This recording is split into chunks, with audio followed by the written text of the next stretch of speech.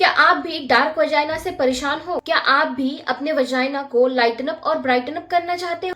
हजारों वीडियो देख चुके हो पर सिर्फ उनमें से 2 या 4 काम आती है? तो ये वीडियो सिर्फ आपके लिए। So hello you guys, welcome back to my channel. I hope कि आप सभी लोग ठीक होंगे, अच्छे होंगे और प्यार से अपने फैमिली, फ्रेंड्स या फिर अपने लव वंस के साथ रह रहे होंगे। तो आज आपके लिए 10 ट्राई, टेस्टेड एंड 100% काम करने वाली टिप्स लेकर आई हूँ, जिनमें से पहली और 9वीं जो टिप है वो मेन रीजन है वजाइना को डार्क होने के लिए। सो वीडियो को एंड तक जरूर देखते रहिए and without wasting much time let's quickly dive into our video. तो चलिए जानते हैं कि वो पहला रीजन क्या है जिसकी वजह से वजाइना डार्क होता है। So point number 1, maintain proper hygiene. ये एक बहुत स्मॉल लगने वाली चीज है बट ये उतनी ही ज्यादा रीजनेबल है वजाइना को डार्क रखने के लिए। अगर आप प्रॉपर हाइजीन मेंटेन नहीं करते हो तो वहां पर डर्ट जमा होती जाती है और उसकी वजह से जो वजाइना है वो डार्क हो जाता है। ऑब्वियसली यही एक बेसिक रीजन है कि अगर आप क्लीन नहीं रहते हो, उसको प्रॉपर हाइजीन मेंटेन नहीं करते हो, प्रॉपर क्लीन नहीं करते हो, तो जो डर्ट होती है उसका लेयर बनता चला जाता है स्किन पर और उसी की वजह से वजाइना डार्क होता है। So please maintain proper hygiene for your vagina. Point number 2, use loose cotton underwear. तो इसका रीजन जान लेते हैं कि क्यों हमें सिर्फ कॉटन की अंडरवेयर यूज करनी चाहिए। तो जब हम टाइट सिंथेटिक फैब्रिक के अंडरवेयर यूज करते हैं वो हमारे स्किन में बहुत ज्यादा टाइट फिट होती है। तो उसकी वजह से क्या होता है, जो उसका फैब्रिक होता है वो हमारे स्किन को रब करता है और अल्टीमेटली वहां पर रैशेस बनना स्टार्ट होते हैं, रैशेस आना स्टार्ट होते हैं और वो रैशेस कंटिन्यू चलते रहते हैं। उसी की वजह से जो स्किन है वो डार्कर पड़ती है। पर जब हम कॉटन की अंडरवेयर पहनते हैं, कॉटन ये फैब्रिक ऐसा होता है जो ब्रीदेबल होता है, हवा को पास करते रहता है, तो जो स्वेटिंग आती है वो उसकी वजह से हमें कम हो जाती है। तो यही बेसिक रीजन है कि आपको कॉटन अंडरवेयर में इन्वेस्ट करना चाहिए। ये आपको टाइट फिट नहीं बैठती है, हवा को पास करती रहती है और रैशेज, इचिंग या फिर डार्कनेस जैसी प्रॉब्लम होती है वो आपको फेस नहीं करनी पड़ती है। तो ये जान लेते हैं कि ऐसी क्या रेमेडीज है जो हम घर पर कर सकते हैं और वो इफेक्टिव भी है और जिससे कोई साइड इफेक्ट भी नहीं होगा। Point number 3, use aloe vera gel. Aloe vera में नेचुरल सूदिंग प्रॉपर्टीज होती है, नेचुरल हीलिंग प्रॉपर्टीज होती है, तभी तो हम इसे हमारे फेस पर, हमारे बालों पर यूज करते हैं। ये बहुत ज्यादा इफेक्टिव है। तो घर में एक तो एलोवेरा का पौधा होना ही चाहिए। बहुत ज्यादा ये बेनिफिशियल होता है हमारे स्किन के लिए, हमारे हेयर्स के लिए, इवन हमारे हेल्थ के लिए भी। कई लोग इसे रॉ फॉर्म में खाते हैं, उनकी गट हेल्थ जो है वो बहुत ज्यादा अच्छी रहती है। सो अब अगर आपको ऐसा प्रॉब्लम लग रहा है कि इचनेस हो रही है, थोड़ा सा डार्कर वजाइना फील हो रहा है, थोड़ी सी जलन महसूस हो रही है, तो आप अपने स्किन के ऊपर, लाइक वजाइना के स्किन के ऊपर आप इसे लगा सकते हैं। स्किन के अंदर नहीं लगाना है, वजाइना के अंदर नहीं लगाना है, सिर्फ ऊपरी हिस्से पर आप इसे लगा सकते हैं। पॉइंट या फिर tip number 4, honey and lemon का मास्क। तो हनी और लेमन का मास्क जो होता है वो नेचुरल ब्राइटनिंग प्रॉपर्टीज प्रोवाइड करता है, नेचुरल ब्लीचिंग एजेंट है। सो इसके बारे में बहुत सारे कंसर्न है कि लेमन हमको हमारे स्किन पर नहीं लगाना चाहिए, बट इसका करेक्ट मेथड जो है वो मैं आपको बताऊंगी।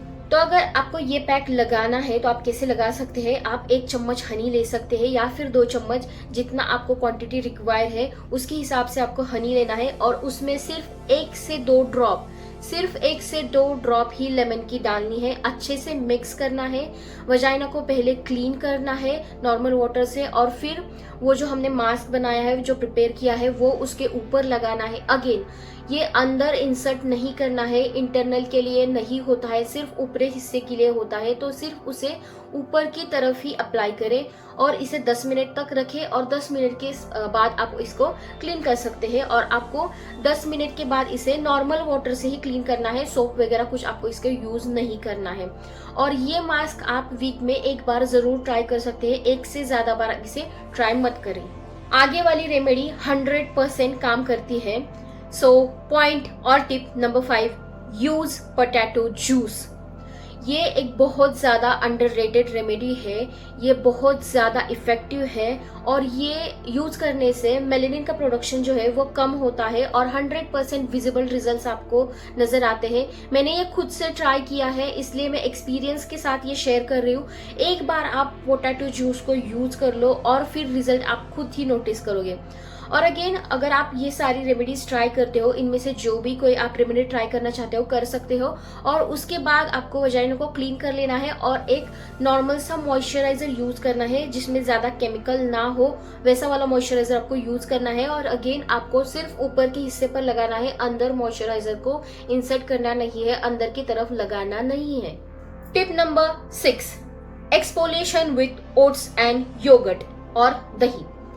तो जो डेड स्किन हमारे वजाइना पर जमी हुई होती है, ओट्स जो होता है वो नेचुरल एक्सफोलिएटर का काम करता है, तो वो जो डेड स्किन का जो लेयर होता है वो एक्सफोलिएशन से रिमूव हो जाता है। बट जब हम स्क्रब करते हैं तो हमें बहुत लाइट प्रेशर देना होता है, बहुत हल्के हाथों से हमें स्क्रब करना रहता है। ये हमारे स्किन के लिए भी है, ये हमारे फेस के लिए भी है। और अगर आप वजाइना को स्क्रब करना चाहते हो तो ये एक नेचुरल स्क्रब एजेंट है, तो आप इसे यूज कर सकते हैं। बट अगेन, आपको बहुत कम प्रेशर से इसे स्क्रब करना है ताकि जो रैशेज है वो ना आ सके और जो डेड स्किन है वो रिमूव हो सके। Tip number 7, coconut oil massage. जब हमारे बॉडी को मसाज करते हैं हम, चाहे कौन सा भी बॉडी पार्ट हो, बहुत ज्यादा रिलैक्स फील होता है। दूसरा, ब्लड सर्कुलेशन जो होता है वो और अच्छे से हो जाता है।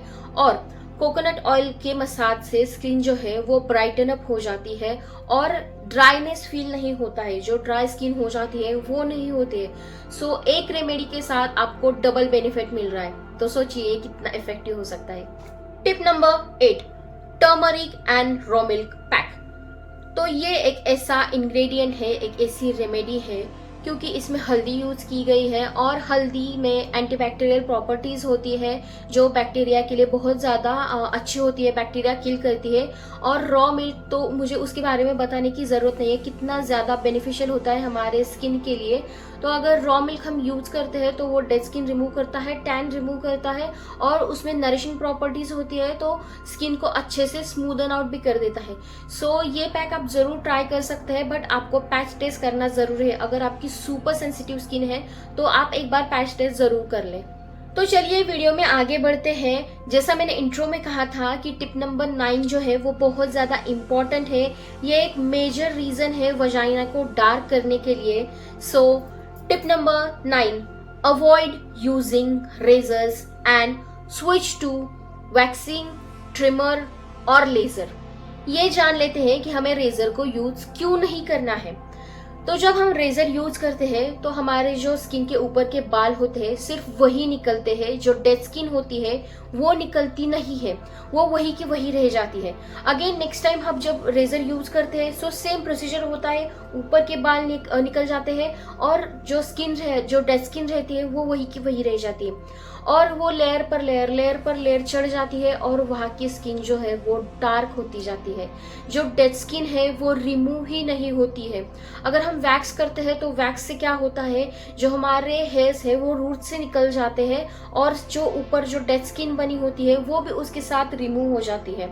लेजर में भी सेम प्रोसीजर है, जब हम लेजर ट्रीटमेंट लेते हैं तब जो डार्क स्किन होती है वो भी अच्छे से रिमूव हो जाती है। तो यही बेसिक और मेजर रीजन है, मेजर कॉज है कि हमें रेजर इसीलिए यूज नहीं करना चाहिए क्योंकि ये हमारे वजाइना के स्किन के लिए बहुत ज्यादा हार्मफुल है और इससे स्किन बहुत ज्यादा डार्क होती चली जाती है। तो जितने भी मेरे टीनेजर बहनें हैं, दोस्त हैं, वो ये वीडियो देख रही है, मेरी उनके लिए एक रिक्वेस्ट है कि अगर आप रेजर यूज कर रहे हैं तो इसे इमीडिएटली यूज करना स्टॉप कर दो। आप ट्रिमर में इन्वेस्ट कर सकते हैं क्योंकि वैक्स जो है वो बहुत ज्यादा पेनफुल प्रोसीजर होती है एंड लेजर हर कोई अफोर्ड नहीं कर सकता है। So stay away from razors. Tip number 10, stay hydrated and take proper diet. आप ऊपर से कितनी भी टॉपिकल एप्लीकेशन कर लो, अगर आपका इंटरनल हेल्थ ही खराब है तो ये कितनी सारी एप्लीकेशन जो आपने करी है वो बहुत ज़्यादा इफ़ेक्टिव नहीं होगी। 5 से 10% ये इफ़ेक्टिव हो सकती है। अगर आपको ये लाइफ टाइम के लिए इफ़ेक्टिव बनानी है तो आपको आपका हेल्थ सुधारना होगा, आपको आपका वाटर इंटेक जो है वो प्रॉपर से लेना होगा, डाइट जो है वो आपको प्रॉपर लेना होगा, तभी ये सारी एप्लीकेशन आपको 100% काम करेगी। सो इसको इग्नोर बिल्कुल भी ना करें। वीडियो के एंड में आ चुके हैं हम। कुछ बातें हैं जो मुझे शेयर करनी है। पहली ये कि अगर आपकी सुपर सेंसिटिव स्किन है तो आप एक पैच टेस्ट जरूर कर लें। ये सारी जो रेमेडीज मैंने बताई है वो नेचुरल है, पर अगर आपकी बहुत ज्यादा सेंसिटिव स्किन है, अगर कोई प्रोडक्ट आप यूज करते हो, कोई एप्लीकेशन आप करते हो, आपको उससे प्रॉब्लम होती है, तो इसीलिए आपको एक छोटी सी पैच टेस्ट जरूर करनी चाहिए। नेक्स्ट ये कि अगर आप ये सारी चीजें करते हो, इनमें से कोई पैक यूज करते हो, इनमें से एक कोई भी यूज करते हो, तो आपको उसके एप्लीकेशन के बाद वजाइना को क्लीन करना है और उस पर मॉइस्चराइजर जरूर लगाना है। स्किन को ड्राई बिल्कुल भी होने देना नहीं है। और लास्ट पॉइंट ये है कि जो भी आप टॉपिकल एप्लीकेशन करो, जो भी रेमेडी आप फॉलो करो, वो थॉटफुली करो, क्योंकि हम लाइफ में जो भी चीजें करते हैं अगर हम उनको थॉटफुली करते हैं तो और भी ज्यादा उसके बेनिफिट मिल सकते हैं। सो जो भी चीज आप करो, जो भी ये रेमेडी यूज करो, थॉटफुली करो। So yup guys, that was it for today's video. I hope कि ये वीडियो आपको हेल्पफुल लगी होगी। अगर पसंद आती है ये वीडियो तो please like, share and subscribe to my channel. अगर आपकी कुछ क्वेरीज है जो आप मुझे पूछना चाहते हैं तो आप मुझे कमेंट सेक्शन में पूछ सकते हैं। So I will see in my next video. Till then, take care, stay healthy, stay safe and always love yourself.